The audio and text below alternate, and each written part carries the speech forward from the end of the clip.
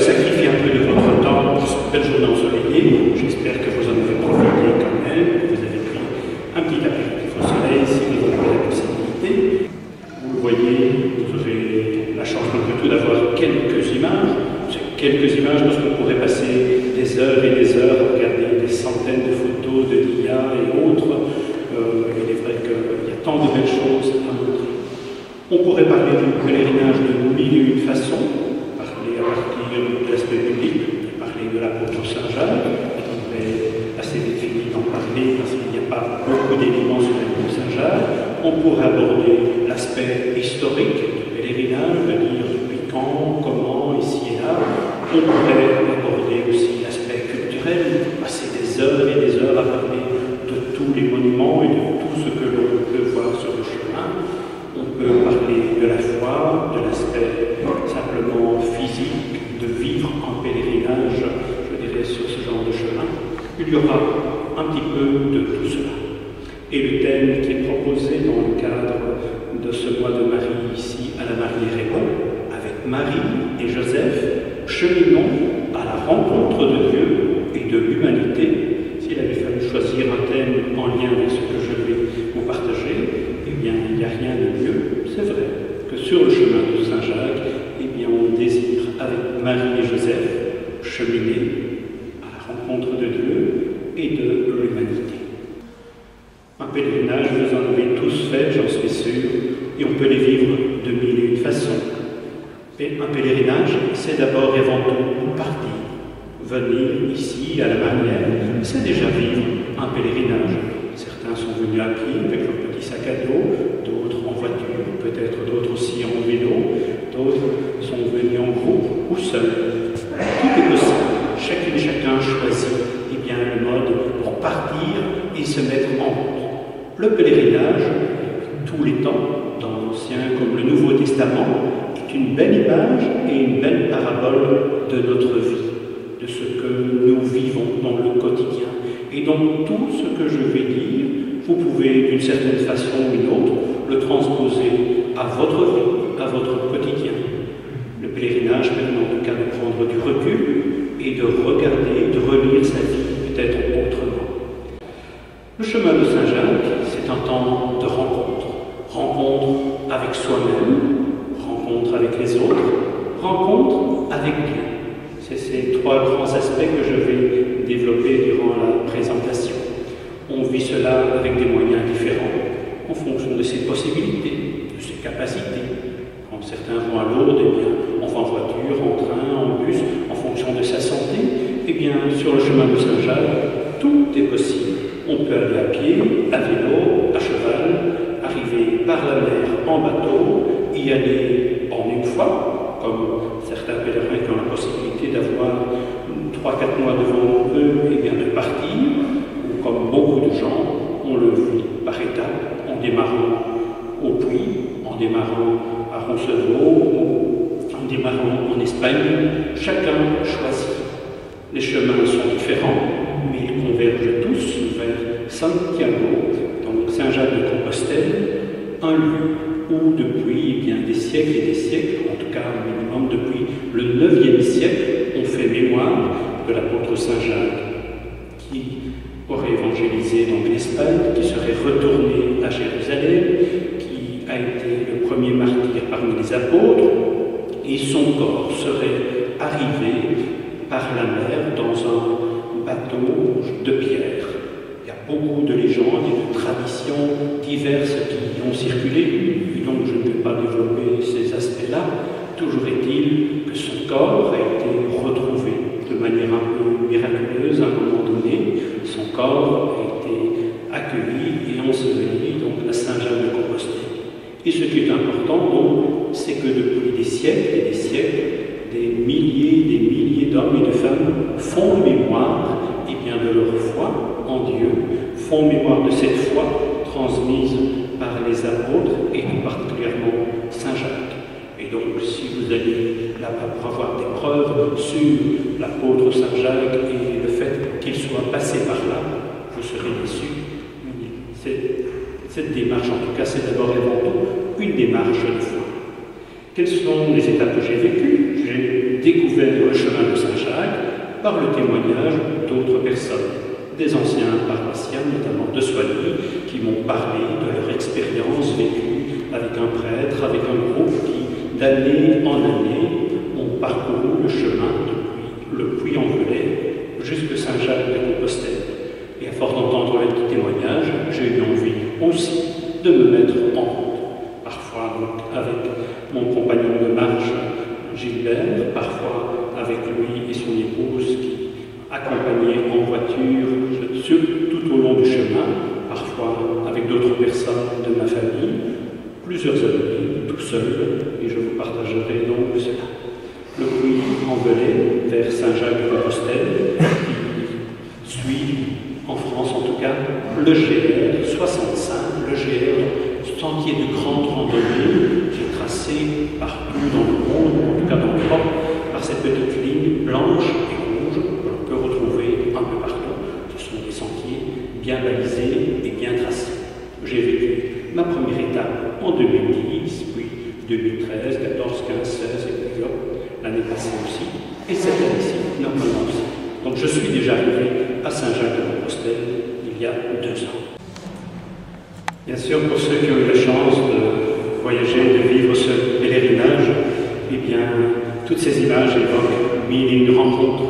Comme je l'ai signalé, donc, j'ai suivi la voie du Puy-en-Velay via Audiences, une voie très fréquente, très fréquentée depuis des siècles et des siècles. C'est la plus connue des 4 grandes routes et la plus fréquentée aussi.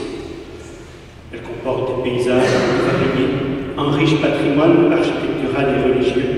On suit, comme je l'ai dit, eh bien, le GR 65, du Puy-en-Velay jusqu'à Saint-Jean-Pied-de-Port. Saint-Jean-Pied-de-Port, c'est la frontière avec l'Espagne, un lieu où beaucoup de gens du monde entier commencent leur pèlerinage. Donc, du Puy-en-Velay jusqu'à Saint-Jean-Pied-de-Port, 750 km.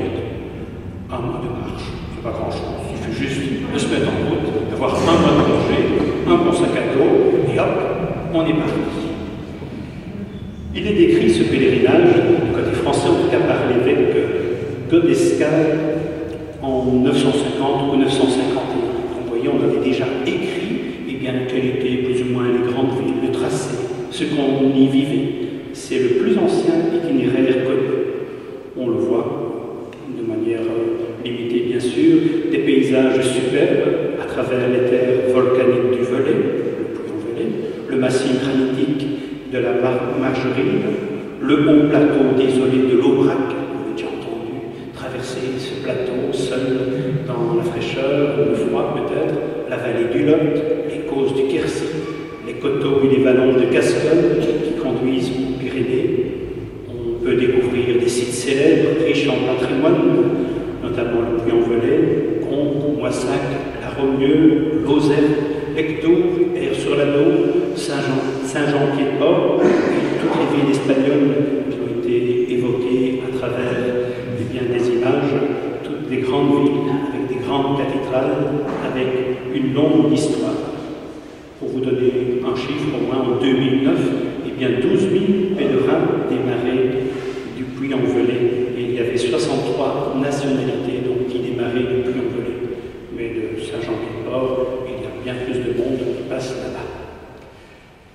C'est donc un chemin. Et le chemin complet, de Puy-en-Velay jusqu'à Santiago, eh bien, comporte 1515 km. Ça paraît gigantesque et pourtant, on fait un pied à la fois. Un peu comme dans la vie, on peut se dire, lorsqu'on célèbre parfois les funérailles de personnes qui ont passé une centaine d'années, on se dit, quel long chemin, comment est-ce possible de vivre autant de choses, et on vit cela un jour à la fois, un pas à la fois. Et donc l'objectif du chemin n'est pas d'arriver, l'objectif du chemin, c'est de se mettre en route, de faire le premier pas et d'aller jusqu'où on peut aller. À travers des images, nous allons découvrir un petit peu le chemin, des éléments de ce paysage qui est très diversifié. Il y a de tout. Il y a de belles routes de macadam où on a très chaud. Vous allez voir aussi, il y a eh bien, des montagnes, des coteaux escarpés, un peu de tout. On va parcourir un petit peu.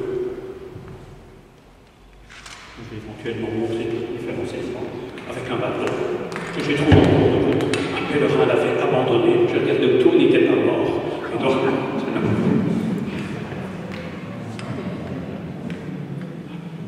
départ donc du Puy-en-Velay, sorti de cette grande et belle cathédrale toute sombre. Donc ça c'est en 2012. Vous voyez, j'avais déjà ma grande croix. Je signale peut-être que j'ai dû changer de croix en cours de route à cause de la chaîne. Parce que vous imaginez, 10 jours la chaîne dans le cou, je commençais à être saigné comme un cracochon, je dirais, où on était cisaillé avec le soleil. Donc il faut à un moment donné se libérer de la croix, mettre dans le sac et prendre une croix un peu plus légère. C'est des détails aussi simples que cela, prendre conscience que vous m'êtes fragile. Partir léger, avec son sac à dos, avec une banane pour tout ce qu'il se faut, tout ce qu'il ne faut pas pour la route, avec un t-shirt qui vient de Banneux pour le 75e anniversaire de Banneux, et hop, en avant, sur la route, un jour au matin, avec Gilbert à première. Sur le chemin, donc dans les villes, vous trouverez souvent cette coquille au niveau du sol, entre mes deux pieds. Ces bottines-là sont usées, elles servent au jardinage pour le moment. Il faut en avoir d'autres, des meilleures, pour pouvoir avancer. Donc des balises dans les villes, des balises sur le chemin. Peut-être signaler tout de suite, donc, il y a plein de beaux guides qui existent, donc, qui sont imprimés, qui indiquent toutes les routes, tous les chemins, avec des cartes, des plans, avec les points de repère. Et donc, en France, en tout cas généralement, le GR est bien indiqué. Il suffit d'avoir les yeux, regarder devant soi, relever la tête et savoir que l'on suit quel GR. C'est bien noté en haut, GR 65. Vous voyez le petit dessin avec quelque chose qui ressemble à une coquille, mais en même temps, tous les rayons, ce sont les différents chemins qui convergent donc vers Saint-Jacques-de-Compostelle. Et donc, on se dirige vers l'endroit qui converge, et donc ce n'est pas trop compliqué. Des guides, il y en a de toutes les sortes. Chemin de Compostelle, GR 65. Voilà. Et en France, beaucoup de renseignements sont notés pour découvrir aussi le paysage. On découvre aussi ces bornes, ça c'est plus en Espagne, où ces bornes sont indiquées, bien ancrées dans le sol, et donc elles sont là, tout le carrefour important. C'est encourageant. Il ne reste plus que 953 km. On avance, courage! C'est aussi ce genre de chemin que l'on prend. Ce n'est pas uniquement un long fleuve tranquille. À un certain moment donné, on prend le chemin des vaches, des troupeaux. Si le chemin est comme ça, c'est parce que les troupeaux de moutons passent aussi par là. Et donc, il est vrai que là, c'était au bord d'un camp militaire. On voit les barbelés à gauche, camp militaire abandonné. Et donc, c'était très désertique. Il faut pouvoir avancer, avoir donc de bonnes choses. On rencontre des pèlerins en bois. Vous voyez ma tête, on a transpiré fameusement sur le chemin. On avance courageusement, il a l'air un peu fatigué. Sur le chemin, plein de signes qui font mémoire du passé. Des croix, des centaines, des milliers et des milliers de croix, avec aussi souvent des petits cailloux déposés comme à la montagne. Des petits cailloux qu'on dépose au pied de la croix, qui sont bien souvent comme une prière. On porte tous des cailloux lourds dans nos vies, et c'est des fois important, symboliquement, de déposer ces petits cailloux près de la croix de Jésus. En Espagne, je pense qu'on verra tout à l'heure avec un Coréen, il y a carrément une immense croix avec une petite colline, je dirais carrément de cailloux, c'est la colline du pardon, où sur le chemin de Saint-Jacques, le pèlerin qui vient de son pays apporte un caillou et le jette là. On laisse là nos péchés, le mal, ce qui est lourd dans nos vies, on l'abandonne près de Jésus. Des chemins au milieu des bois. Oh, en France, la nature est bien sûr magnifique et donc on va traverser des bois formidables, des bois de châtaigniers, des chênes pendant des heures et des heures, traverser des forêts de buis. Vous imaginez le buis l'année passée que j'ai vu, il n'y avait plus une feuille sur tous les buis pendant des kilomètres et des kilomètres, tous les buis avaient été bouffés, carrément. Le plateau de l'Aubrac, pour ceux qui ont été, je dirais, ce genre de plaine, parfois un peu désertique, plus loin, il y a même plus la main, ici c'est juste le début, avec des sentiers, où on peut imaginer bien que des centaines, des milliers de personnes sont assises. Il faut avoir en tête aussi que les chemins ont varié avec le temps. Et donc, il ne faut pas imaginer que depuis le Moyen-Âge, c'est toujours le même chemin. Les villes, eh bien, les villages ont changé avec le temps, mais le tracé des grandes villes, tout cela est resté plus ou moins identique, grâce notamment au témoignage de l'évêque Godescal. Je suis un peu plus original. Sauf riverains et cimetières, donc on peut choisir, je dirais, notre destination. Je dirais, si on est à la mort, on peut s'arrêter à l'étape suivante. Un petit peu de Louvre. Voilà, de nouveau les petits cailloux déposés au bord des croix. Voilà. Et il y en a des centaines et des milliers de croix tout au long des chemins. Et donc le jour se lève avec des champs de tournesol, je pense, à côté, où il y a cette ombre qui se dépose, gigantesque sur le sol tôt le matin. Voilà, un autre genre de chemin que l'on peut aussi parcourir. Ça fait peut-être peur, mais il n'y a pas que ça, il y a de tout. Je n'exagère pas, hein. Il y a de tout. Et parfois, bien sûr, on est aussi sur le macadam. Parfois en Espagne, c'est des longs parcours, je dirais sur de routes, je dirais ensoleillées, où on a bien chaud. Et donc, c'est aussi ça la vie. La vie n'est pas un long fleuve tranquille. Parfois, tout est plat, tout va tout seul, et on avance, je dirais, dans la vie, parce qu'il n'y a aucun problème. Parfois, on rencontre les épreuves, et il faut gravir, eh bien, le calvaire, affronter les cailloux. C'est pour ça que je parle de parabole de notre vie. Il est plein espagnol, donc là, le plateau de la Castille, pour tous ceux qui traversent, lorsqu'il fait 40 degrés, je dirais, lorsqu'il n'y a pas une pète d'ombre, comme on dit, là je peux dire qu'on a chaud, qu'on a soif, et tout le monde se souvient de ce parcours. Je vois encore cette dame qui, désespérée de se dire, ce plateau qui n'en finit pas, et ici, la route est encore un peu vallonnée, parfois la route, elle est bien toute droite, et le matin vous voyez, ah, je vais là-bas, à midi, c'est toujours là-bas, et le soir, c'est toujours là-bas. Ici, la fontaine, c'est là que j'ai trouvé ce petit bâton qui traînait là à côté. Qu'est-ce qu'on y sert à cette fontaine, à votre avis? De l'eau. Et donc, c'est le miracle de Cana. On y sert du vin. Donc, il y a des robinets où on peut boire gratuitement du vin. Je vous avoue, c'est de la piquette. C'est du vin espagnol, et celui-là n'est pas très bon, mais c'est quand même très original. Depuis donc des siècles, des décennies, on peut donc boire du vin et repartir avec courage. Voilà, en Espagne, donc, on peut être pendant des kilomètres et des kilomètres en parallèle d'une route parfois. Ça, c'est aussi l'Espagne. L'Espagne est grande, très grande. Et donc, on est là sur ces sentiers blancs où les arbres, il n'y en a pas beaucoup et ils ne poussent pas énormément. Et donc, il faut avancer par là. On se rapproche de 168 km, passer par les grandes villes et les cathédrales de Léon. Chemin de rencontre avec un Italien de Venise, à côté de Venise, et Maria, qui vient du Mexique, dans des sentiers, on voit qu'ils ont traversé les siècles et d'année en année, ils se creusent sans cesse. D'autres chemins. Ici, là, c'est l'Espagne, typique de l'Espagne, plateau de la Castille, bien sûr, pour le moment, Jean-Pierre qui va arriver là-bas, va peut-être arriver, oui, dans la période où les blés sont encore un peu verts, et donc la nature est totalement différente.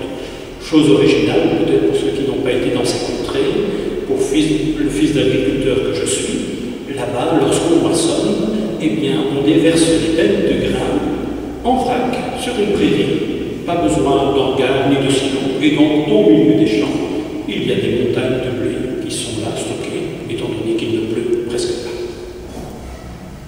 Et on arrive à la fin du chemin, et bien après Compostelle, on arrive à la mer, Fisterra, on est vraiment au bout, à l'endroit le plus loin. Je vous ai dit donc, le pèlerinage, c'est d'abord et avant tout une rencontre avec soi-même. Et c'est peut-être la rencontre la plus importante et la plus difficile en même temps. Partir Partir avec qui? Avec quoi? Partir avec son corps tel que l'on est. Oh, dans la vie quotidienne, on est parfois condamné Dieu, on est prêt à tout affronter. Eh bien, partir sur le chemin de Saint-Jacques, c'est un chemin de dépouillement et apprendre à s'aimer, à respecter son corps, prendre conscience qu'on a tous un corps fragile et que nous sommes invités à recevoir notre corps tel qu'il est. On peut rêver d'être un athlète, un super-héros et de se dire « Oh, je vais faire ça à toute vitesse ». Non, chacune et chacun, à un moment donné, doit prendre le temps de s'arrêter pour aimer et respecter son corps. Partir, c'est renoncer. Renoncer à son confort. Plus d'une fois, quand je partais seul, partir avec sa voiture, faire 1400 km, et puis sur une place à Astorga, se dire « Tiens, j'abandonne ma voiture, mon confort, mon assurance, et je la laisse là. Et j'espère que dans 20 jours, elle sera toujours là. » Rien qu'abandonner sa voiture, on se dit « Ah, quel risque que l'on prend ?» Quitter son confort aussi, en quittant sa maison, en comptant sur Arthur, pour arroser le géranium et mes fleurs, pendant le temps que je suis parti. Partir, avec ce que l'on a, un sac à dos. Pas facile pour tous ceux qui ont déjà fait de la marche, pas facile de faire un sac à dos, parce qu'on est tenté de prendre beaucoup de choses, d'accumuler des choses, parce qu'on va avoir besoin de tout sur le chemin. Le chemin nous apprend à vivre la pauvreté. Heureux les pauvres, le royaume des dieux est à eux. Si on accepte d'être pauvre, alors on peut aller loin. Si on est riche et qu'on accumule mille et une choses, on ne va pas très loin sur le chemin. Moi, j'ai vécu mon pèlerinage de manière différente, avec mon sac à dos, en allant dans des gîtes, ou l'année passée, l'année d'avant, je l'ai vécu aussi avec une petite tente et ce qu'il fallait donc pour pouvoir passer la nuit. Et donc, il faut tenir compte de ce poids-là aussi. Il y a une belle expression que j'aime bien. Le poids de notre sac exprime mes peurs. Le poids de notre sac exprime mes peurs. Si j'ai peur de me blesser ou de tomber malade, je fais une trousse. Et dans la trousse, je mets des médicaments. Et j'accumule plus, je vais prendre encore ce truc-là. Oh oui, cette traite-là, je vais la prendre. Et puis, on prend encore plein de choses, et puis on se retrouve déjà avec 1,5 kg, 2 médicaments de pansement. 1,5 kg à porter. Si j'ai peur d'avoir froid, je vais prendre un polar, un pull, des chaussettes d'hiver, et j'accumule tout ça. Oh, je vais avoir 2-3 kilos uniquement d'habits pour me réchauffer. Si j'ai peur de ne pas être bien habillé le soir, je vais quand même prendre une belle chemise, quand même pour être présentable le soir à table, et pour avoir de beaux habits, et quand même quelques habits de rechange, parce qu'on ne va pas me voir tout le temps avec les mêmes habits, et on peut continuer ainsi. Si j'ai peur de sentir la transpiration, je prends des tas d'habits, je prends des tas de produits pour me parfumer le soir. Si j'ai peur d'avoir mal aux pieds, je prends peut-être 2, 3, 4 paires de chaussures, des sandalettes, et mille une choses, on ne sait jamais. Et si j'ai peur d'avoir faim ou soif, je prends 5 litres de boisson avec moi, je prends de la nourriture, et vous vous retrouvez au bout de tout cela avec un sac de 25 kilos, et c'est impossible de marcher. Et donc vous devez vous séparer de tout ce qui est secondaire. Et il faut enlever beaucoup de choses.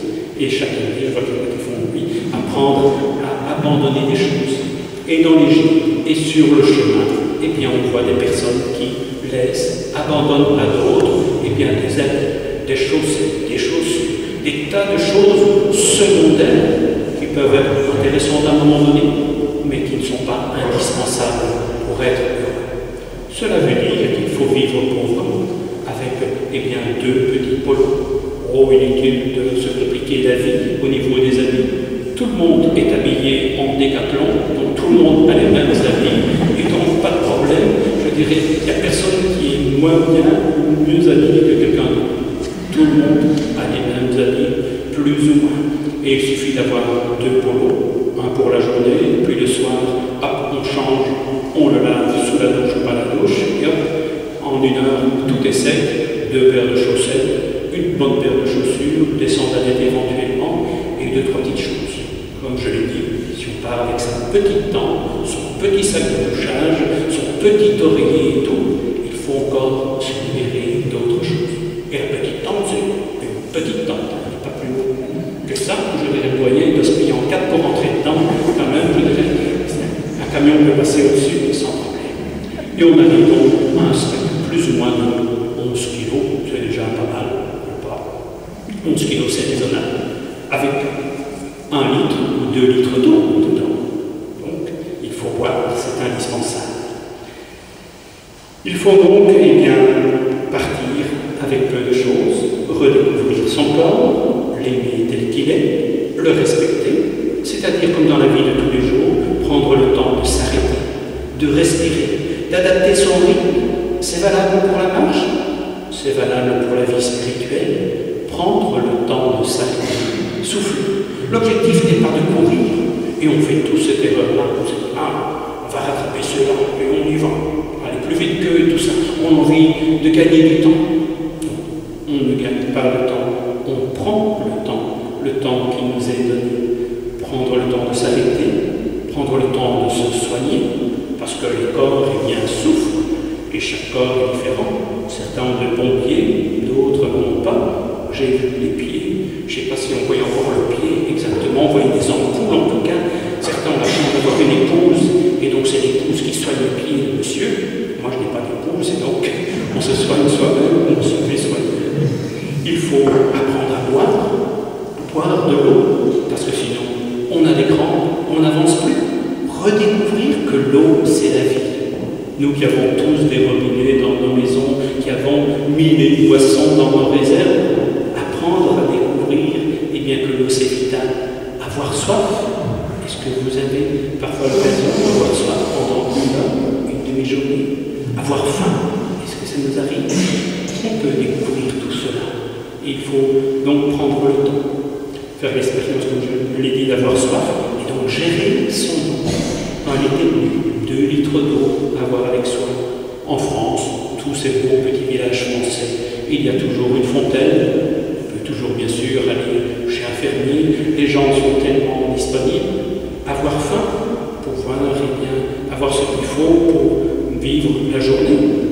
Mais parfois, sur certains tracés, eh bien, on se retrouve bien coincé. Je me souviens l'année passée eh bien, d'être arrêté eh bien, au niveau d'un col. C'était bien noté dans les guides qu'il y avait petit magasin, possibilité de se restaurer. Tout cela a été fermé. Heureusement, il y avait un petit hôtel où on m'a fait quand même un petit sandwich pour le soir. Et donc, le lendemain matin, je reprenais la route avec 3 biscuits Saint-Michel. C'était quand même bien. C'était peut-être un signe de Dieu, peut-être. Et donc, j'avais 3 biscuits Saint-Michel, je dirais, jusqu'à 13h de l'après-midi, au milieu des bois, où il n'y avait rien du tout, même pas de groseilles ou de pommes à ramasser. Oui, apprendre à se dire, eh bien, je continue, je persévère et je fais confiance. Oh, parfois, j'ai mendié. Certains messieurs, vous n'oubliez pas un peu de coca quand même pour reprendre un peu de vigueur. J'ai même parfois volé des pommes et des poires. Des raisins, des prunes. À Jean, il y a des pruniers et des fruits autant qu'on veut, et donc on picore un petit peu à droite à gauche. Vous le verrez aussi, je dirais, à travers des images de la France, je dirais pour cela au niveau de l'accueil, il y a beaucoup de choses, des lieux d'accueil, je dirais, où la nourriture est là sur la table, le thermo de café, l'eau chaude, un frigo avec des boissons, tout est là. Une petite boîte sur la table, si vous voulez mettre une pièce, vous mettez une pièce, si vous voulez prendre une pièce, vous prenez une pièce, les fruits frais sont coupés, préparés, et c'est l'hospitalité.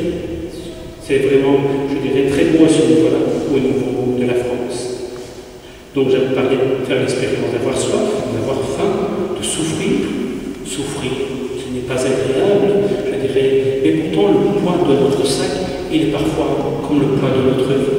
Plus on pense à nos problèmes, plus on pense à son sac, et plus il est lourd, plus il pèse. Et donc, soit on s'allège, soit qu'on s'arrête, soit qu'on pense peut-être parfois à autre chose et qu'on choisit d'avancer.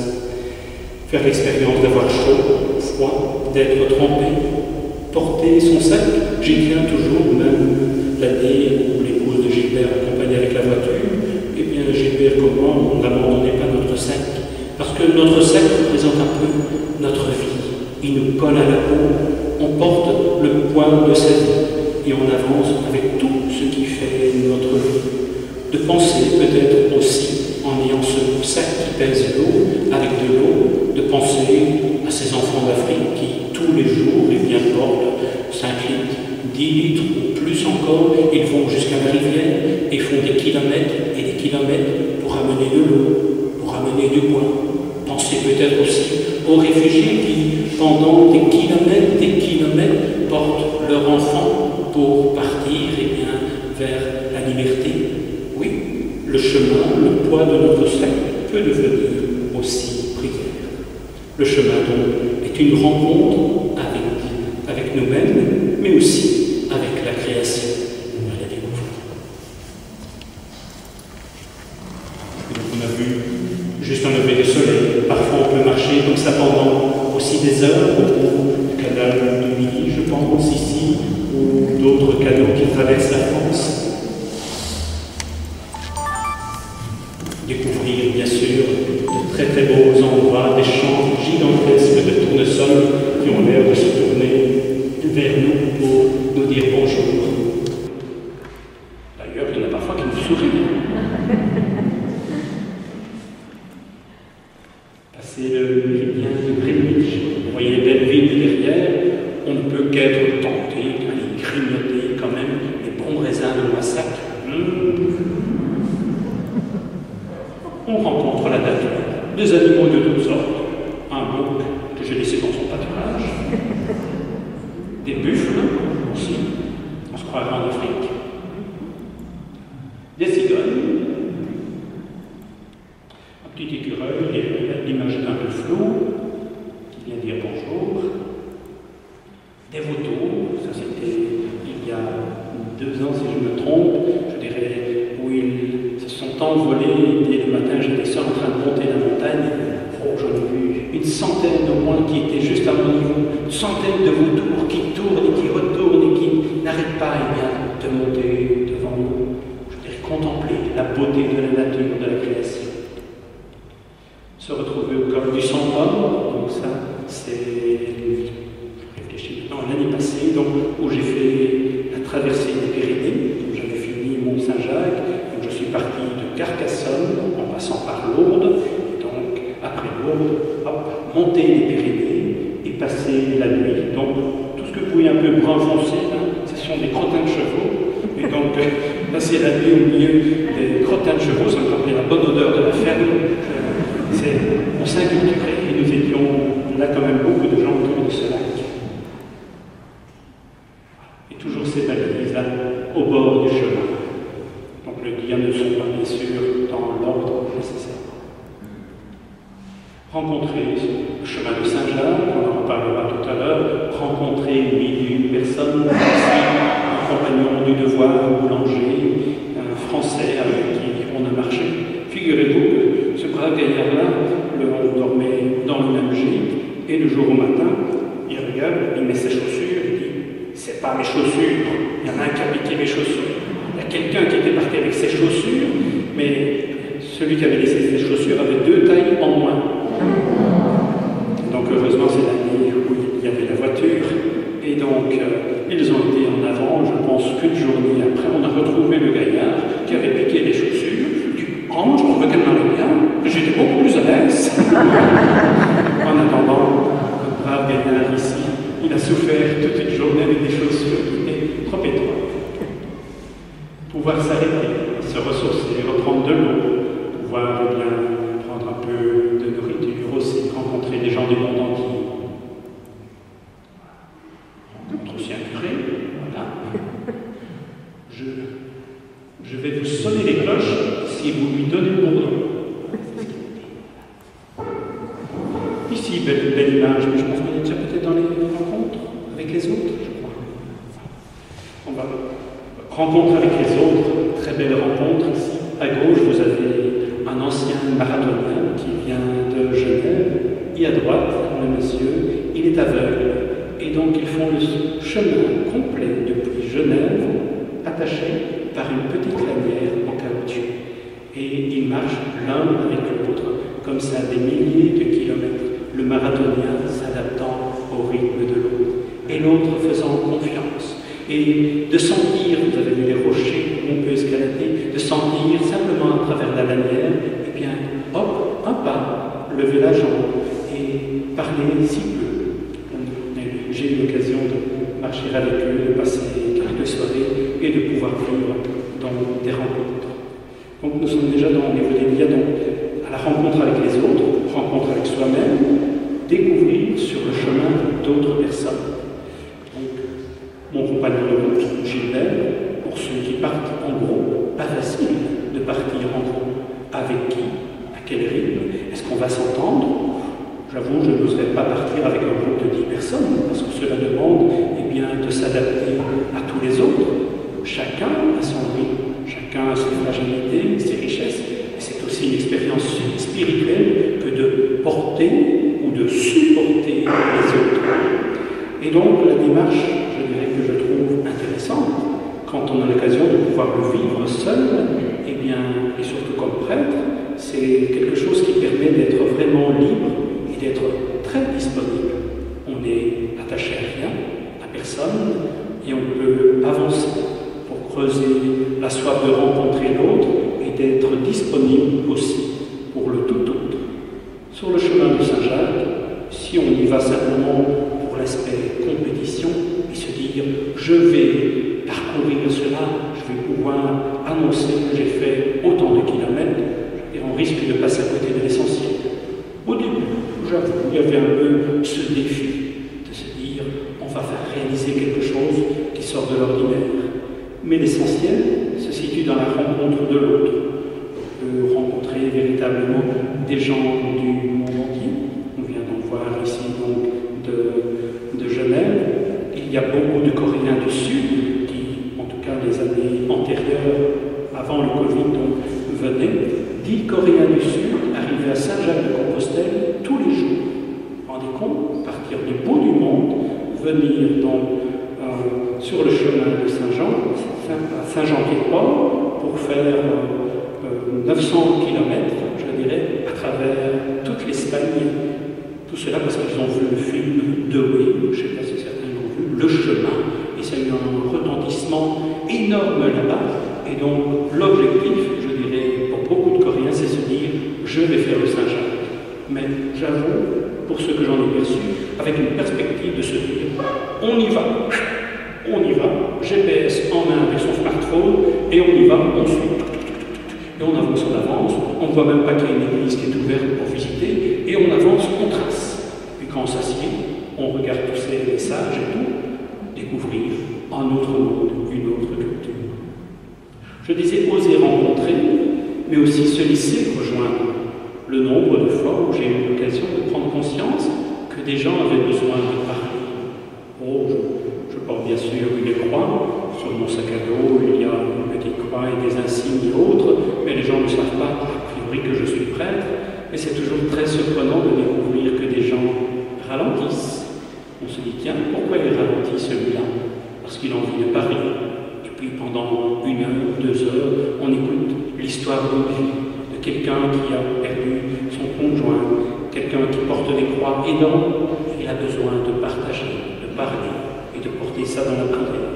De pouvoir rencontrer Daniel, on l'a vu tout à l'heure, l'italien, je dirais un beau matin, alors que le jour commence à se lever, d'entendre un pas assez alerte qui arrive et qui me rejoint sans se retourner.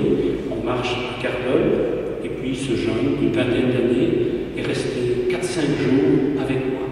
Il avait besoin de parler en italien, en anglais, un peu de français. Et ensemble, à deux, on a rencontré des dizaines de personnes du monde entier. On essaie tant bien que mal de parler un petit peu toutes les langues. Rencontrer des hommes, des femmes, des familles, des gens de tous les continents et de pouvoir ensemble prier en français, en italien. On va continuer à voir les rencontres fraternelles 37 à 56. Pouvoir prendre le temps d'ici à droite du marathonien à gauche, donc la personne qui est aveugle, pouvoir s'arrêter. Là, c'est le village de Montcuq. Tout le monde y passe par là, et généralement, on aime bien acheter des cartes postales et les envoyer à ses amis. Alors, vous pouvez acheter des beaux t-shirts aussi. Montcuq, c'est du poulet. Il faut rire et sourire. Mais donc, pouvoir vivre des moments d'amitié avec des gens que vous ne connaissez pas, et que vous partagez un café, tout simplement. Vous voyez sur la table la lumière qui est là.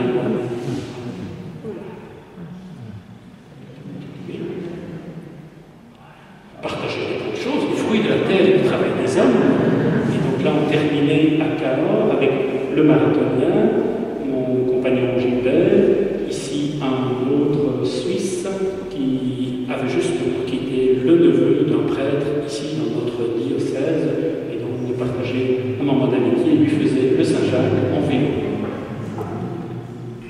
Se retrouver aussi, je ne sais plus si c'est près d'une cathédrale Lectoure peut-être, oui, voilà, un autre pèlerin que j'ai rencontré pendant 2-3 jours, lui dormait sous tente, et une nuit, eh bien, l'eau est rentrée dans la tente, tout était trempé dessus-dessous, et donc c'est aussi ça, l'aventure. Découvrir ici, c'était des Brésiliens. Ici, Gilbert, et je me rappellerai le nom, donc la dame qui nous accueille ici. Et donc, il y a tout au long du chemin des gîtes chrétiens qui accueillent de manière chrétienne les hommes et les femmes qui se présentent, avec donc une dimension spirituelle, un temps de prière éventuellement, un temps de célébration à l'église. Et cette dame, la première démarche qu'elle faisait lorsqu'un pèlerin arrivait, elle invitait à s'asseoir et elle se mettait à genoux pour défaire les lacets des bottines, enlever les bottines, enlever les chaussettes et elle lavait les pieds de tous les pèlerins pour rappeler le geste de Jésus. Oh, pas facile de se laisser toucher les pieds après une journée de marche. Vous verrez toutes les mouches qui arrivent en un instant. Accepter ce beau geste et de se laisser faire comme si c'était Jésus lui-même qui était là. Elle était toute heureuse que je sois prêtre, parce qu'enfin elle allait pouvoir avoir une messe dans la petite église juste à côté de sa maison. Après avoir rencontré donc un Colombien qui est en haut à gauche, eh bien, on reçoit quelques mois ou un an après une photo de la famille qui vient de Colombie, et donc on va le retrouver aussi plus loin. Il est tout heureux qu'il avait réussi ses examens, et il envoie par mail une photo à travers le monde, rencontré sur le chemin. Ici, c'est un autre Brésilien. Ça, c'est un curé local. Deux curés de genre différents. Ici, donc, Daniel, qui venait d'Italie, et donc Maria, qui venait, donc, elle, du Mexique, qui avait, toute petite jeune comme ça, était partie toute seule. Le nombre de jeunes filles qui marchent seules sur le chemin de Saint-Jacques. Assez impressionnant, avec une confiance, et je dirais, elle devait bien sûr rassurer souvent sa maman qui se demandait, mais où est ma fille au bout du monde? Rencontre avec Laura aussi, donc sur le chemin, notre italienne. Ici, il y a un Coréen, donc c'est ici la petite colline, je dirais, où il y a un grand mât, une grande croix, où tout le monde est invité à déposer, à jeter un caillou, signe de pénitence, de conversion. Et donc, vous voyez peut-être les Coréens, je dirais, en Corée, pour être d'un certain standing, il faut rester le plus blanc possible.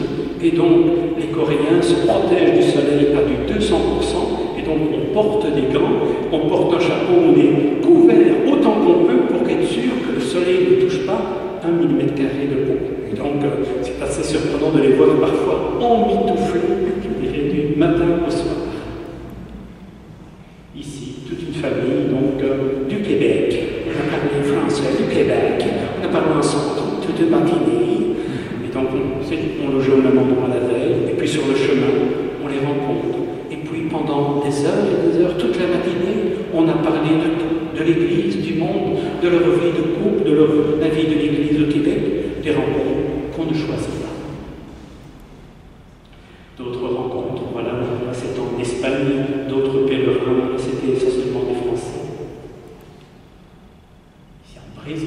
aussi.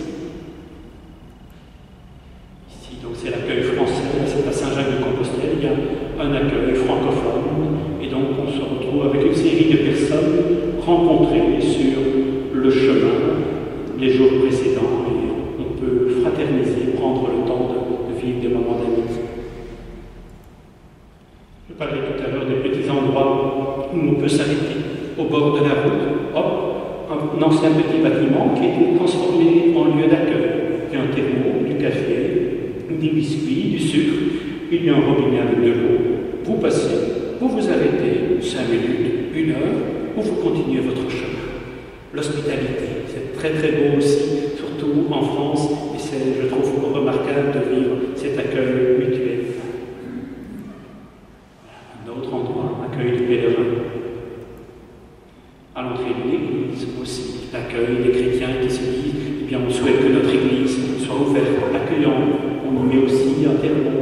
On fait de telle façon que l'église soit belle, accueillante, qu'on puisse vivre un temps de prière à la fin de la journée. Accueil dans une cure, ici c'était à Lectoure, une cure gigantesque avec des pièces, et donc des paroissiens chrétiens tous les jours s'organisent pour être là, préparer le repas. Et donc là, le paiement, eh bien, c'est donativement, chacun donne ce qu'il veut. Si vous savez donner quelque chose, vous mettez dans la boîte. Si vous n'avez pas d'argent, vous ne mettez rien. Et celui qui a plus, eh bien, met un petit peu plus. Et on demande des comptes à personne.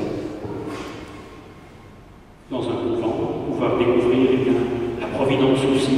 Je dirais, on arrive dans cet endroit-là, et il n'y avait plus de place, tout était rempli, et juste au moment donné où on arrive, on se dit, ah, vous avez de la chance. Il y a 2 personnes qui viennent me téléphoner, qui ne viennent pas. Ah, une belle chambre. Il est vrai que c'est un ancien couvent, mais qui était relativement luxueux. Et donc sur le chemin, on peut aussi bien dormir à la cave, dans une église, sur du béton, ou dormir dans un 3 étoiles sans porte. Ici, une autre cure où j'étais accueilli sur un rempart, et donc c'est la vue que j'avais de ma chambre le matin avant de partir. Dans une église désaffectée, et donc là c'est air sur la Dour, et donc là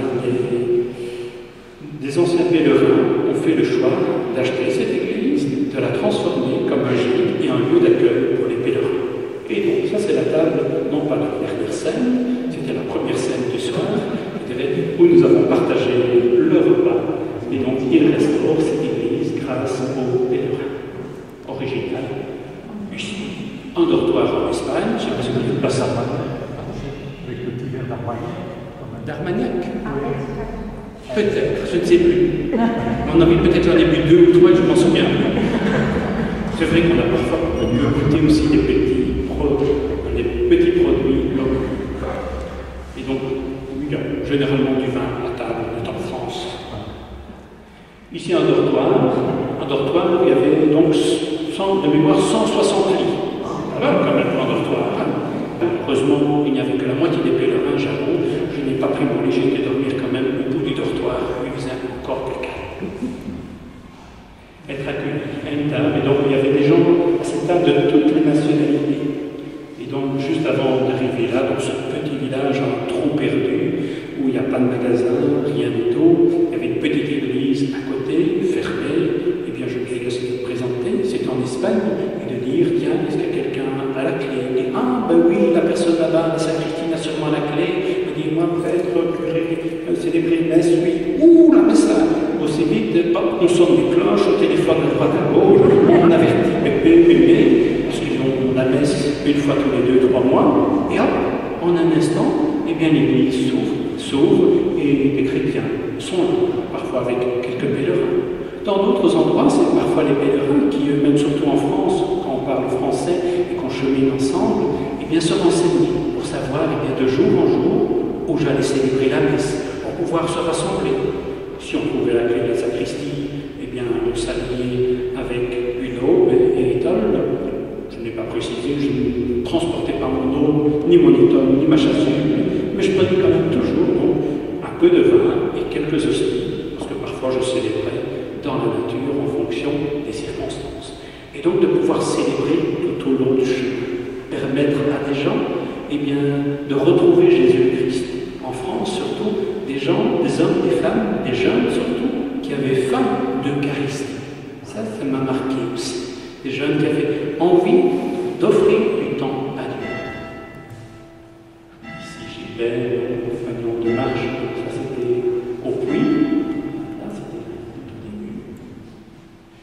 Passer à Conques, pouvoir aussi rencontrer des gens que vous connaissez. Vous voyez qu'il y a un concert de harpistes qui se préparait pour le soir. Donc il y avait une académie qui faisait un grand concert le soir avec combien 20-30 harpes, et de constater que ces gens venaient, j'étais à Gosselies à ce moment-là, venaient de Courcelles, donc l'unité pastorale d'à côté, et donc eux étaient en pèlerinage avec leur académie, et de rencontrer tout d'un coup des gens que je connais, qui sont là. Et donc vous imaginez, à Conques, le soir, vous vous retrouvez avec un bon concert d'harpe. À un autre endroit, il y a un concert international de guitaristes, et de pouvoir prendre ce qui vient. Pouvoir célébrer aussi dans des lieux formidables, toutes les belles cathédrales que vous avez vues, de pouvoir s'arrêter. Il faut avoir aussi de l'audace, rencontrer les gens, de dire tiens, je suis prêt, est-ce que je peux célébrer? Et bien souvent, généralement, les églises s'ouvrent, les sacristies, et me donnent accès à tout, et de pouvoir célébrer ainsi dans des très beaux lieux. Ici, je pense, c'est Moissac, j'hésite, je ne suis pas sûr.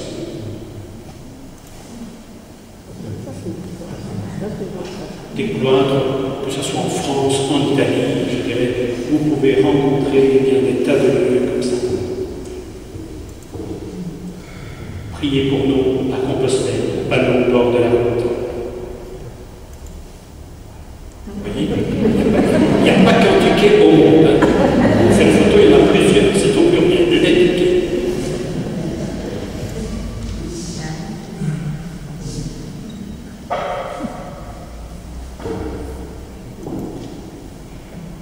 Ici, donc ça c'est Cahors, toute la région de Vignoble, ça vous connaissez, les beaux lieux où je suis arrivé et reparti plusieurs fois.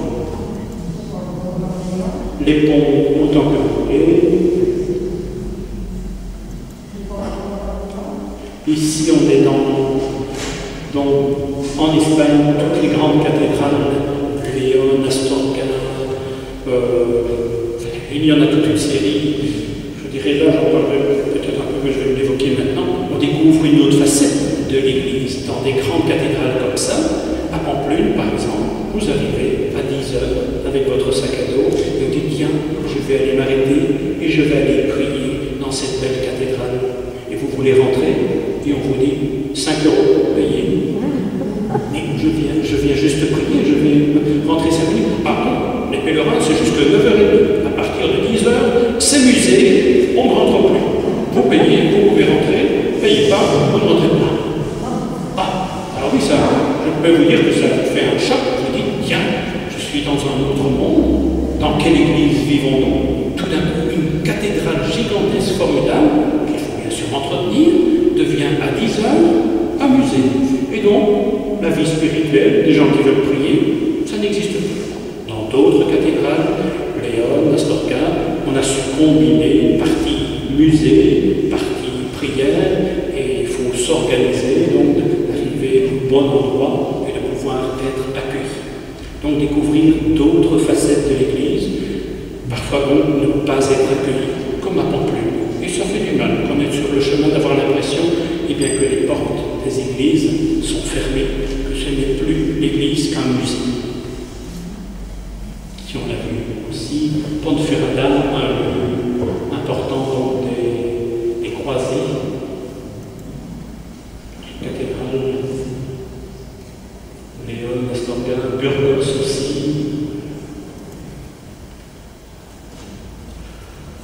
Il faut choisir quand on va en pèlerinage comme ça. Bien sûr, si vous voulez passer chaque fois une demi-journée ou une journée complète pour visiter chaque cathédrale, eh bien au bout de 10 jours, vous avez fait 10 km, vous n'allez pas bien loin. Et donc, il faut combiner demi-journée de repos avec découverte culturelle, trouver le bon équilibre. Et ce serait dommage de ne pas voir tout ce qu'il y a de beau dans la culture, mais aussi dans les bâtiments églises. morgue suspendue, donc là aussi, j'ai dû presque me battre avec la sacristie, elle avec moi, pour pouvoir célébrer dans le cœur, parce que bien sûr il y avait un comité de visite de l'église, et la visite de l'église était bien plus importante qu'un lieu de culte, et donc c'était une très belle église, mais le monde ne me revient plus, où il y a 2 églises en hauteur, un très bel endroit, où le soir il y avait aussi un beau concert. Et Saint-Jacques de Compostelle, donc, qui est le terme du chemin. Quand je suis arrivé, donc il y a 2 ans, tout l'intérieur de la cathédrale de Santiago était complètement en travaux. On savait rentrer, on savait visiter, prier, mais il y avait des échafaudages partout. L'encensoir n'était pas en service, tout, mais ils avaient sauvegardé des lieux de prière. Donc j'espère bien retourner un jour dans cette cathédrale pour pouvoir découvrir tout cela. Rencontre avec soi-même, rencontre avec les autres, rencontre avec Dieu. C'est peut-être aussi important. Tout le monde ne va pas sur le chemin de Saint-Jacques pour approfondir sa foi et pour vivre une dimension spirituelle. A priori, il y a beaucoup qui disent non, je viens me détendre, marcher, découvrir la culture, mais tôt ou tard, on finit par se laisser rejoindre par Dieu et à se poser des questions fondamentales. On peut rencontrer Dieu de 1000 façons, dans le silence et la solitude, quand on marche seul, longuement. On a le temps de relire sa vie et de dire qui je suis, où je vais, découvrir Dieu dans la beauté de la création. De quelques images, mais ce n'est pas la même chose de se retrouver au milieu d'une forêt, au milieu des Pyrénées seul, pouvoir découvrir la beauté de la nature à travers le plateau de l'Aubrac, traverser les Pyrénées, tous les animaux, comme je l'ai signalé tout à l'heure, goûter les fruits de la terre, être heureux simplement de manger quelques raisins, une pomme, une prune. On redécouvre des joies toutes simples, découvrir aussi Dieu à travers les pierres. Je vous cite justement une citation de Saint Bernard de Clairvaux. C'est Saint Bernard qui l'écrit. On apprend plus de choses dans les bois que dans les livres. Les arbres et les rochers vous enseigneront des choses que vous ne saurez entendre ailleurs. Vous verrez par vous-même qu'on peut tirer du miel des pierres et de l'huile des rochers les plus durs. L'importance du contact avec la nature. Et la pandémie, je pense, nous a peut-être aidé ou poussé à nous reconnecter à la création. Découvrir Dieu bien à travers les autres, rappelle l'auberge de Jésus, se retrouver là, comme à Emmaüs, et vivre une amitié toute simple, pouvoir partager la table, recevoir une bière. Le lendemain matin, quand je dormais au bord de la rivière, je revenais déjeuner, donc il y a l'épouse de Jésus qui m'accueille, et donc je vais réserver un déjeuner copieux, je dirais, où il y avait de tout, de bled, et j'ai fait un très bon repas, et je vais au bar pour payer, et puis elle me dit, non, c'est gratuit, vous pouvez y aller. Recevoir gratuitement et pouvoir rendre grâce à Dieu pour tous ses bienfaits. Pouvoir rencontrer Dieu à travers l'accueil des portes qui s'ouvrent. Il suffit de demander et on reçoit. D'avoir soif, on vous donne de l'eau. Je vais raconter dans mes homélies certains endroits, de s'asseoir au milieu d'un village, s'asseoir, de manger son petit pain garni, et puis d'avoir une porte où on entend le dimanche matin, il y a des gens qui parlent, qui disent, et puis une tête qui sort, qui dit « Vous voulez un café, monsieur ?» « Je vais prendre un café, madame. » Et de recevoir un café, et puis le café arrive sur un beau plateau, avec un beau petit morceau de gâteau, et on est là, tout simplement, à prendre dimanche, une bonne place de café, de parler, de partager, de pouvoir parler à des gens, de dire « Ah, vous êtes pèlerin, attendez, on va vous donner un melon, un bon melon. » Et on reçoit un melon, et on continue là. Recevoir comme cela, mille et une petite chose, sans rien demander, bien souvent. Rencontrer l'autre à travers le lavement des pieds, j'en ai parlé tout à l'heure, c'est aussi important de Casseville. Pouvoir rencontrer l'autre à travers l'accueil d'être pèlerin. Prendre conscience qu'il n'y a plus de place pour des gens qui souhaitent dormir. Et hop, on pousse les lits, les matelas et de se dire, oui, et encore de la place pour vous. Rencontrer Dieu à travers le souffrant, des gens qui portent des croix, des souffrances dans leur corps, des souffrances psychologiques, des deuils, tant de choses, et dans l'écoute, eh bien on prend conscience que Dieu est là. Rencontrer Dieu à travers les égarements. Figurez-vous qu'il y a 2 ans, oui, eh bien sur la même journée, eh bien je me suis perdu 3 fois. Peut-être pas très bien indiqué, mais 3 fois je me suis perdu. Parce que soit j'avais trop confiance en moi, je sais, c'est par là. Et puis, ben, c'est pas par là, c'est pas par là. Ou soit que le sac est trop lourd et on regarde ses pieds. Et quand on regarde ses pieds, on ne voit plus les petites flèches. Et donc, 3 fois sur la même journée, j'ai dû me convertir, changer de chemin, oser demander de se dire, eh bien, où il est où le chemin? Oser humblement parfois donc, eh bien, se convertir. Recevoir les cadeaux qui tombent aussi sous nos pieds, une journée aussi, et bien 3 fois j'ai trouvé de l'argent. Je ne sais pas ce que ça voulait dire, mais toujours dit qu'à la fin de la journée, j'ai pu payer un verre à quelqu'un d'autre. Rencontrer Dieu à travers la fraternité, même s'il y a des tas de gens qu'on ne voit plus. Oh, certains, je dirais, comme Daniel, eh bien, on s'envoie de temps en temps un mail, comme le Colombien s'est envoyé l'un ou l'autre message. Mais je peux continuer à les porter dans la prière. Prendre le temps de prier, en portant sa croix, en portant aussi les paroissiens dans la prière. J'avais trouvé un moyen, j'avais attaché à mon sac, eh bien, une fine corde. Et chaque fois que je pense à quelqu'un, même avant de partir, je faisais un petit nœud pour toi, pour que je ne t'oublie pas. Puis les dizaines et les centaines de petits nœuds s'accumulaient sur cette petite corde pour dire, tiens, comme un chapelet, je portais dans la prière ceux et celles que je rencontrais. Prier pour ceux que l'on rencontre. Certaines années, bien systématiquement, chaque fois que je croisais un visage, eh bien, que j'étais seul, eh bien, je récitais un Je vous salue Marie pour cette personne, pour dire à Marie, eh bien, je te confie.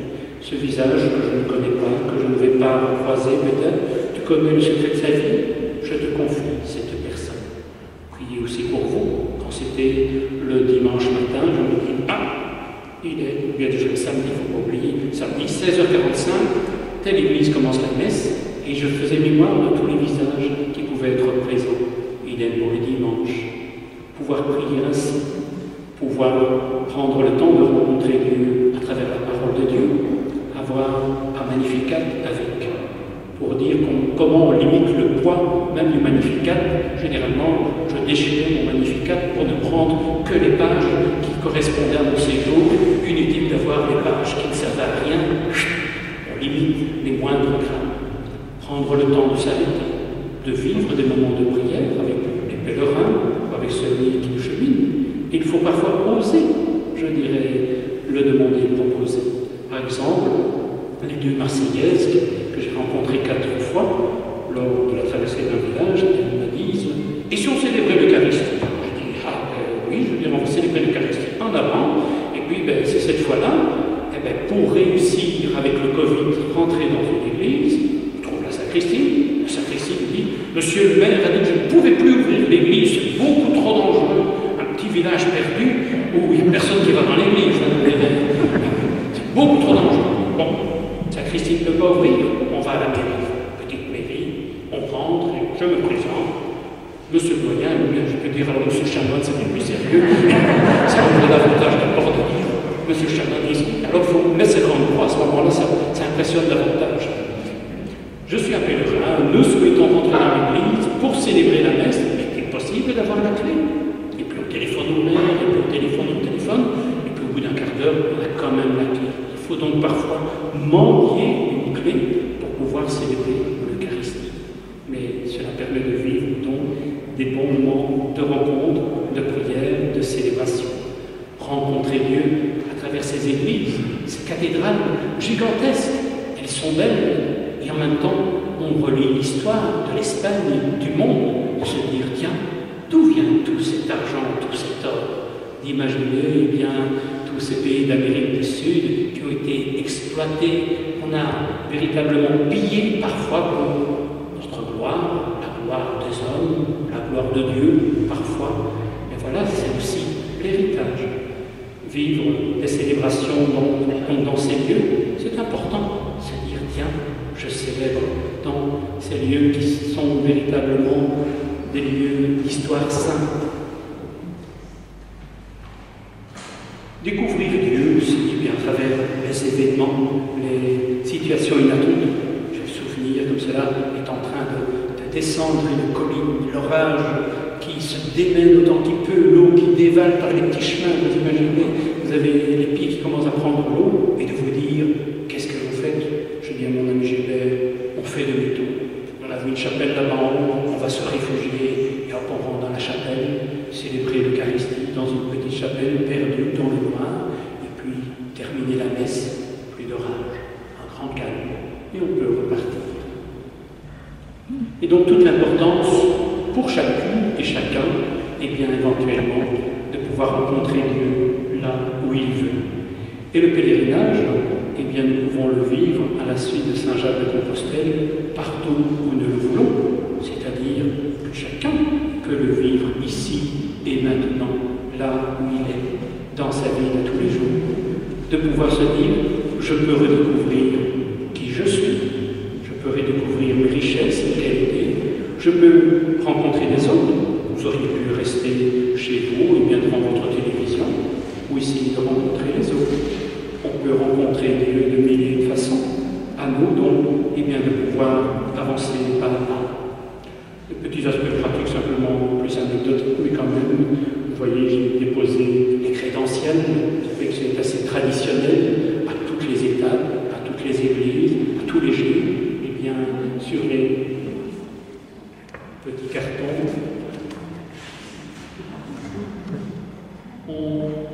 on peut avoir eh bien, un cachet de l'endroit où on est passé pour pouvoir, eh bien, à la fin, bien sûr, je dirais prouver qu'on a vécu le pèlerinage de Saint-Jacques, parce que Saint-Jacques de Compostelle, c'est très sérieux, je dirais, il faut pouvoir montrer toutes ses crédentiels et vérifier la plupart des cachets pour se dire, tiens, est-ce que c'est quelqu'un qui a pris le train qui arrive ici, ou bien est-ce qu'il a réellement fait le chemin de Saint-Jacques? Après, on reçoit des beaux diplômes.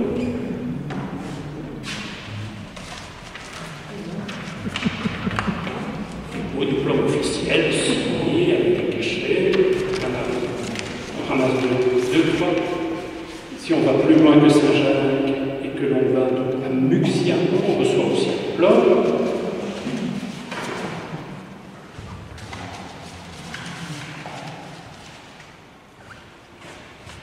Et des tas de petits souvenirs comme cela que l'on reçoit tout au long du chemin. J'ai parlé des guides, je parlais aussi pour ceux qui partent. Il y a aussi des tas de feuilles qui sont données, disponibles, je dirais, à différents endroits de France et de Navarre, comme on dit, où on peut avoir la liste des auberges, le nombre de kilomètres, ou les renseignements concernant magasins, trains, infirmeries, hôpital, tout cela est noté. Donc il y a beaucoup de choses. Certains préparent tout à l'avance. Et avant de partir, eh bien, note dans un carnet, on va s'arrêter là, je réserve là, là. C'est une façon de faire. La plupart du temps, je n'ai jamais rien réservé. Ça permet justement aussi de découvrir Dieu à travers la providence. Se dire, je prends ce qui vient. Qui vais-je rencontrer? Où vais-je dormir le soir? Que vais-je manger? Avec qui je vais prendre un repas? Je n'en sais rien. C'est arrivé parfois, avec ma petite tante, qu'à 9h du soir, l'orage était là, et de me dire, tiens, Michel, où vas-tu dormir cette nuit? Et de se dire, tu es perdu au milieu de nulle part, et puis on voit un beau pré dans cette prairie-là, oui, ce sera bien. Et on s'installe, comme cela, en passant une bonne nuit. Cela, c'est important aussi, je crois. Redécouvrir la providence. Et beaucoup de pèlerins vous le diront, c'est un mot-clé. Quand on accepte de faire confiance, on reçoit, je dirais, des autres, de Dieu, des cadeaux qu'on n'a pas choisis, qu'on n'a pas attendus. Si on prépare tout, si on est figé et replié sur soi-même, on risque de ne rien recevoir. On va voir plein de belles choses, mais on va peut-être passer à côté de l'essentiel. Pour vivre la providence, il faut avoir confiance. Confiance en soi, confiance dans les autres, confiance en Dieu. Sur le chemin, il faut aussi l'humilité. Rester humble, de ne pas dire « Oh, moi je ». Non, on est tous fragiles. Aujourd'hui, je suis en pleine forme, le lendemain, j'ai peut-être une tendinite et je ne bouge plus. Pouvoir faire l'expérience de l'accueil et l'ouverture aux autres, avoir l'esprit d'ouverture, l'Esprit Saint carrément, faire l'expérience de la persévérance, comme dans la vie. Si on a une épreuve et qu'on arrête directement, on ne va pas très loin dans la vie. Il en est de même sur le chemin de Saint-Jacques. Il faut persévérer, vivre une vraie fraternité, oser regarder l'autre comme un frère. Pas toujours facile, parce qu'on est là avec des gens qu'on ne connaît pas. Pouvoir découvrir la vraie liberté, libre pour accueillir les autres, accueillir la grâce de Dieu, accueillir l'Esprit Saint, accueillir la Providence. Et cette liberté, elle est importante et pas évidente, parce qu'au début, en 2010, eh bien, je ne suis même pas sûr qu'on avait beaucoup de GSM avec nous, mais maintenant, les smartphones, eh bien, vous avez tout. Et il y a des gens, ils ne sont pas libres. En continu, ils sont en route avec leur téléphone, avec leur GPS, avec le monde entier en train de répondre à des tas de questions. Oui, le GSM est important pour la sécurité, pour pouvoir avertir, téléphoner si nécessaire, pour réserver éventuellement un logement pour le soir, mais pouvoir se libérer. Libérer du téléphone, de la TV, se libérer de son apparence. On ne traîne, comme je l'ai déjà dit avec des amis Décathlon, être libre pour rencontrer les autres. Ça, c'est surtout ce que j'ai découvert comme prêtre en étant seul. Je ne dépends de personne. Si on est en groupe, eh bien, on reste bien sûr davantage les uns avec les autres. J'aurais envie de clôturer en vous disant, eh bien oui, le plus important sur le chemin de Saint-Jacques, ou le chemin de la vie, c'est d'être providence pour les autres. Je pense à Matthieu 25, j'avais faim, j'avais soif, j'étais nu, j'étais seul, j'étais abandonné, j'étais malade, vous m'avez visité, vous m'avez nourri. Tout cela, on peut le vivre sur le chemin de Saint-Jacques, mais vous pouvez le vivre sur le chemin de votre vie. Être providence pour les autres et rencontrer sur le chemin le Dieu Providence pour devenir soi-même, chacune et chacun, signe de la providence de Dieu. Sur le chemin, redécouvrir tout simplement que Jésus est le chemin, la vérité et la vie. Voilà rapidement, peut-être de manière un peu